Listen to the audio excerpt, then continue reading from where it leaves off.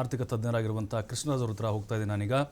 Krishnaraju sir, ಈಗ ಪಾಕಿಸ್ತಾನಕ್ಕೆ ನಿರಂತರವಾಗಿ ಹೊಡೆತ ಬೀಳ್ತಾ ಇದೆ, ಒಂದಾದ ಮೇಲೆ ಒಂದು ಏಟನ್ನು ತಿಂತಾ ಇದೆ. ಆದರೆ ಒಂದು ಸುದ್ದಿ ಹರಿದಾಡ್ತಿದೆ ಸರ್, ಈಗ ಅದು ಸುಳ್ಳು ಅಥವಾ ಗೊತ್ತಿಲ್ಲ. ಈಗ ಯುದ್ಧ ಏನಾದರೂ ಆರಂಭ ಆದರೆ ಅಥವಾ ಈಗ ಶುರುವಾಗಿರುವಂಥ ಒಂದು ಕಾರ್ಯಾಚರಣೆ ಏನಿದೆ, ಇದರಿಂದಾಗಿ ಭಾರತಕ್ಕೂ ಕೂಡ ಅಪಾರ ಪ್ರಮಾಣದ ಆರ್ಥಿಕ ನಷ್ಟ ಆಗ್ತಾ ಇದೆ.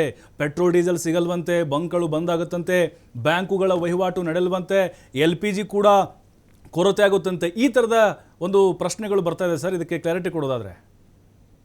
ಈಗ ಒಂದು ವಾರ್ ಸ್ಟಾರ್ಟ್ ಆದಾಗ ಅಥವಾ ಒಂದು ದೇಶಗಳ ನಡುವೆ ಕಾನ್ಫ್ಲಿಕ್ಟ್ ಸ್ಟಾರ್ಟ್ ಆದಾಗ ಅವರು ಮಾಡುವಂತದ್ದು ಬರೇ ಫಿಸಿಕಲ್ ವಾರ್ ಅಲ್ಲ, ಕರೆಕ್ಟ್. ಅದೊಂಥರ ಸೈಕಾಲಜಿಕಲ್ ವಾರ್ ಕೂಡ ಆಗಿರ್ತದೆ.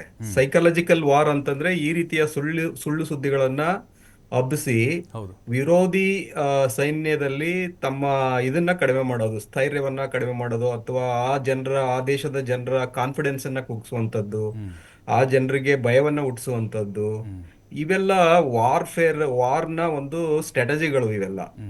ಇವೆಲ್ಲ ಸ್ಟ್ರಾಟಜಿಗಳಾಗಿರ್ತವೆ. ಈಗ ಅದರಲ್ಲೂ ಇತ್ತೀಚೆಗೆ ನಿಮ್ಗೆ ಗೊತ್ತಿದೆ, ಈಗ ಇಂಟರ್ನೆಟ್ ಮತ್ತೆ ಸೋಷಿಯಲ್ ಮೀಡಿಯಾದ ಒಂದು ರಿವಲ್ಯೂಷನ್ ಆಗಿರೋದ್ರಿಂದ ಓಕೆ. ಅದರಲ್ಲಿ ಸಾಕಷ್ಟು ಹಳೆ ವಿಡಿಯೋಗಳನ್ನ ತೆಗೆದುಕೊಂಡು ಅಥವಾ ಮಾರ್ಫ್ ಮಾಡಿ ಅದರಲ್ಲಿ ಭಾರತದ ಸೈನಿಕರು ಇಷ್ಟು ಸತ್ರು ಅಥವಾ ಭಾರತ ವಿಮಾನಗಳನ್ನ ಹೊಡೆದು ಉರುಳಿಸಿದೀವಿ ಅಂತ ಹೇಳೋದು, ಹೌದು. ಅಥವಾ ಪಾಕಿಸ್ತಾನದ ಮ, ಅಲ್ಲಿ ನೀರೇ ಇಲ್ಲ, ಅಥವಾ ಕುಡಿಲಿಕ್ಕೆ ನೀರಿಲ್ಲ, ಊಟ ಇಲ್ಲ, ಅಥವಾ ಆ ಬಹಳ ದುಸ್ಥಿತಿ ಉಂಟಾಗ್ತಿದೆ ಅಂತ ಹೇಳುವಂಥದ್ದು, ಇವೆಲ್ಲ ಸರ್ವೇ ಸಾಮಾನ್ಯ. ಇದೆಲ್ಲ ಅದರಿಂದ ಈಗ ಸಾಕಷ್ಟು ಸರ್ಕಾರಗಳು ಮತ್ತೆ ಸೆಂಟ್ರಲ್ ಮತ್ತೆ ಸ್ಟೇಟ್ ಗೌರ್ಮೆಂಟ್ಗಳು ಮತ್ತೆ ಇದು ಜಿಲ್ಲಾ ಮಟ್ಟದಲ್ಲಿ ಅವೇರ್ನೆಸ್ ನ ಕ್ರಿಯೇಟ್ ಮಾಡಬೇಕಾಗುತ್ತೆ ಜನಕ್ಕೆ. ಆ ರೀತಿಯ ಒಂದು ಊಹಾಪೋಹಗಳಿಗೆ ಜನರು ಗಮನ ಹರಿಸಬಾರ್ದು. ಸಾಕಷ್ಟು ರೀತಿಯಲ್ಲಿ ಸರ್ಕಾರಗಳು ಕ್ರಮ ವಹಿಸಿರ್ತದೆ ಸಪ್ಲೈ ಮಾಡ್ಲಿಕ್ಕೆ ಎಸೆನ್ಷಿಯಲ್ ಗೂಡ್ಸ್ ಅನ್ನ. ಓಕೆ. ಆಗ್ಬೋದು ಒಂದ್ ಸ್ವಲ್ಪ ವ್ಯತ್ಯಯ ಆಗುವೆ, ಎಸ್ಪೆಷಲಿ ಗುಜರಾತ್ ಇಂದಾನೆ ಸಾಕಷ್ಟು ಆ ಕಡೆ ಆಯಿಲ್ ಎಲ್ಲ ಸಪ್ಲೈ ಆಗೋದ್ರಿಂದ ಅಲ್ಲಿ ಒಂದ್ ಸ್ವಲ್ಪ ವ್ಯತ್ಯಯ ಆಗೇ ಆಗುತ್ತೆ. ಮತ್ತೆ ಪ್ರಿಯಾರಿಟಿ ಯಾವ್ದಕ್ಕೆ ಹೋಗುತ್ತೆ ಅಂತಂದ್ರೆ ಅವಾಗ ಯುದ್ಧ ಮತ್ತೆ ಯುದ್ಧದ ಸಾಮಗ್ರಿಗಳು ಮತ್ತೆ ಆ ಅಲ್ಲಿಗೆ ಡೀಸೆಲ್ ಮತ್ತೆ ಪೆಟ್ರೋಲ್ ಎಸೆನ್ಷಿಯಲ್ ಆಯಿಲ್ ಸಪ್ಲೈ ಅಲ್ಲಿ ಕಡೆ ಪ್ರಯಾರಿಟೈಸ್ ಮಾಡಬೇಕಾಗುತ್ತೆ ಗೌರ್ಮೆಂಟ್. ಓಕೆ. ಅವಾಗ ಸಾಮಾನ್ಯ ಜನರಿಗೆ ಈ ರೀತಿ ಎಸೆನ್ಷಿಯಲ್ ಗೂಡ್ಸ್ ಸಿಗುವಂತದ್ದು ಕಡಿಮೆ ಆಗ್ಬೋದು, ವ್ಯತ್ಯಯ ಆಗುತ್ತೆ. ಸೊ ಅದನ್ನ ಗಮನದಲ್ಲಿ ಇಟ್ಕೊಂಡು ಸಾಕಷ್ಟು ಚರ್ಚೆಗಳು ಆನ್ಲೈನ್ ಅಲ್ಲಿ ಮತ್ತೆ ಮೀಡಿಯಾದಲ್ಲಿ ಚರ್ಚೆಗಳು ಆಗ್ತಿರೋಂಥದ್ದು ನಾವು ಗಮನಿಸಬಹುದು. ಹೌದು. ಬಟ್ ಈ ರೀತಿ ಇದು ಲಿಮಿಟೆಡ್ ವಾರ್ ಮತ್ತೆ ಆಗಿರೋದ್ರಿಂದ ಇದರಿಂದ ಸಾಕಷ್ಟು ಅಷ್ಟು ವ್ಯತ್ಯಯ ಏನು ಆಗಿಲ್ಲ. ಓಕೆ. ಬಟ್ ಆರ್ಥಿಕವಾಗಿ ಎರಡು ರಾಷ್ಟ್ರಗಳಿಗೆ ಒಂದು ಹಿನ್ನಡೆ ಉಂಟಾಗ್ತಿರುವಂತದನ್ನ ನಾವು ಗಮನಿಸಬಹುದು. ವಾರ್ ನಡೆದಾಗ ಇತ್ತೀಚಿನ ವಾರ್ಗಳು ಬಹಳ ಕಾಸ್ಟ್ಲಿ ಆಗ್ತಾ ಇದೆ. ಯಾಕಂತಂದ್ರೆ ಆ ಯುದ್ಧ ವಿಮಾನಗಳು 1,000 ಕೋಟಿ ಯಾವುದಕ್ಕೆ ರಾಫೆಲ್ಗೆ 1,000 ಕೋಟಿ ಕೊಟ್ಟು ಪರ್ಚೇಸ್ ಮಾಡಬೇಕು. ಒಂದು ರಾಫೆಲ್ ನ ಕಳ್ಕೊಂಡು ನಮ್ಗೆ ಸಾಕಷ್ಟು ಲಾಸ್ ಆಗುತ್ತೆ. ಕರೆಕ್ಟ್. ಅದೇ ರೀತಿ ಅವರು F-16 ಅಮೆರಿಕದ ಒಂದು ಯುದ್ಧ ವಿಮಾನಗಳು ಇದೆ, ಔಟ್ಡೇಟೆಡ್ ಆಗ್ತಾ ಇದೆ. ಮತ್ತೆ ಚೈನಾದಿಂದ ಸಾಕಷ್ಟು ಕೊಂಡ್ಕೋಬೇಕಾಗುತ್ತೆ, ಚೈನಾದಿಂದ ಸಾಕಷ್ಟು ಸಾಲ ಇದೆ ಆಲ್ರೆಡಿ. ಓಕೆ. ಸೊ ಯುದ್ಧ ಯಾರಿಗೂ ಒಳ್ಳೇದಲ್ಲ. ಆದ್ರೆ ಈ ಪ್ರಾಕ್ಸಿ ವಾರ್ ಅನ್ನೋದು ಭಾರತದ ಮೇಲೆ ಸಾಕಷ್ಟು ಕೆಟ್ಟ ಪರಿಣಾಮ ಉಂಟು ಮಾಡಿರುವಂತದ್ದು. ಸಾಕಷ್ಟು ನಾವು ಡಿಫೆನ್ಸ್ ಎಕ್ಸ್ಪೆಂಡಿಚರ್ ನ ಜಾಸ್ತಿ ಮಾಡಿರುವಂತದ್ದು. ಈ ಪಾಕಿಸ್ತಾನ ಭಾರತ ಬಡತನದಲ್ಲಿ ಇನ್ನೂ ಉಳಿವಿಕೆ ಪ್ರಮುಖವಾದ ಕಾರಣ ಈ ಒಂದು ಜಮ್ಮು ಕಾಶ್ಮೀರದ ಒಂದು ಕಾನ್ಫ್ಲಿಕ್ಟ್.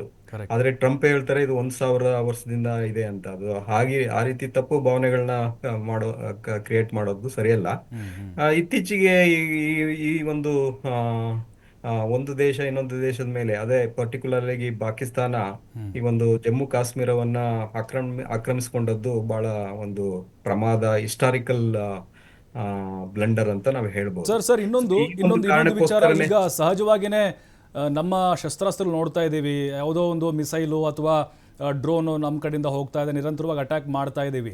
ಸಾವಿರಾರು ಕೋಟಿ ವೆಚ್ಚ ಆಗ್ತಾ ಇದೆ. ವೆಚ್ಚ ಅಂತಂದರೆ ಅದು ನಷ್ಟ ಅಂತಲೇ ಅರ್ಥ. ಹಾಗಾಗಿನೇ ಆ ಹಣವನ್ನು ಸರಿದೂಗಿಸ್ಲಿಕ್ಕೆ ಜನಸಾಮಾನ್ಯರ ಮೇಲೆ ಏನಾದರೂ ಬರೆ ಹಾಕಬಹುದಾ, ದಿನನಿತ್ಯದ ಬಳಕೆ ವಸ್ತುಗಳು ಜಾಸ್ತಿ ಆಗಬಹುದಾ ಅಂಥೇಳಿ ಜನಸಾಮಾನ್ಯರ ತಲೆಯಲ್ಲಿರುವಂಥ ಗೊಂದಲ ಸರ್. ಈಗಾಗ್ಲೇ ಇದು ಎಷ್ಟು ಕೋಟಿ ಭಾರತಕ್ಕೆ ಅಥವಾ ಪಾಕಿಸ್ತಾನಕ್ಕೆ ಲಾಸ್ ಆಗಿದೆ ಅಂತ ಇಷ್ಟು ಬೇಗ ಅಸೆಸ್ ಮಾಡ್ಲಿಕ್ಕೆ ಕಷ್ಟ ಆಗುತ್ತೆ. ಓಕೆ. ಅದು ಅಸೆಸ್ ಮಾಡ್ಬೇಕಾದಾಗ ಡಿಫ್ರೆಂಟ್ ಆ, ದೃಷ್ಟಿಕೋನದಲ್ಲಿ ನಾವು ಅಸೆಸ್ ಮಾಡಬೇಕಾಗುತ್ತೆ. ಈಗ ಡಿಫೆನ್ಸ್ಗೆ ಎಷ್ಟು ಲಾಸ್ ಆಗಿದೆ, ಅಥವಾ ಹೌದು. ಎಕಾನಮಿಗೆ ಎಷ್ಟು ಲಾಸ್ ಆಗಿದೆ, ಮತ್ತೆ ಸ್ಟೇಟ್ ವೈಸ್ ಎಷ್ಟು ಲಾಸ್ ಆಗಿದೆ, ಹ್ಯೂಮನ್ ಲಾಸ್ ಎಷ್ಟಾಗಿದೆ, ಈ ರೀತಿಯಾಗಿ ಹಲವಾರು ಆ, ದೃಷ್ಟಿಕೋನದಲ್ಲಿ ನಾವು ಲೆಕ್ಕಾಚಾರ ಹಾಕ್ಬೇಕಾಗುತ್ತೆ. ಹೌದು. ಆದ್ರೆ ನೀವು ಹೇಳೋ ಹಾಗೆ ಈಗ ಮ, ಸರ್ಕಾರಗಳು ಈಗ ಆಲ್ರೆಡಿ ಸಾಕಷ್ಟು GST ಬಂದು, ಮತ್ತು ಬೇರೆ ಬೇರೆ ಟ್ಯಾಕ್ಸಸ್, ಎಕ್ಸೈಸ್ ಡ್ಯೂಟಿ ಇರ್ಬೋದು, ಇನ್ನೊಂದು ಕೆಲವು ಟ್ಯಾಕ್ಸಸ್ ಜಾಸ್ತಿ ಆಗಿ ಭಾರತದಲ್ಲಿ ಜಾಸ್ತಿ ಟ್ಯಾಕ್ಸಸ್ ನ ಪೇ ಮಾಡ್ತಾ ಇದ್ದಾರೆ. ಕರೆಕ್ಟ್. ಇದು ವಾರಿಂದ ಸೆಸ್ಗಳನ್ನ ಜಾಸ್ತಿ ಮಾಡಬಹುದು, ಮತ್ತೆ ಅಡಿಷನಲ್ ಟ್ಯಾಕ್ಸ್ ಆಗೋ ಸಾಧ್ಯತೆ ಹೆಚ್ಚಿದೆ, ಎಸ್ಪೆಷಲಿ GST ಮೇಲೆ. ಓಕೆ. ಇದರಿಂದ ಒಂದು ಹಣವನ್ನ ಸಂಗ್ರಹಿಸಬೇಕಾಗುತ್ತೆ. ಅದಕ್ಕೆ ಅದ ನಂತರ ಅದು ಕಾಂಪನ್ಸೇಟ್ ಮಾಡಬೇಕಾಗುತ್ತೆ ಈ ಕೆಲವೊಂದು ಸ್ಟೇಟ್ಗಳಿಗೆ.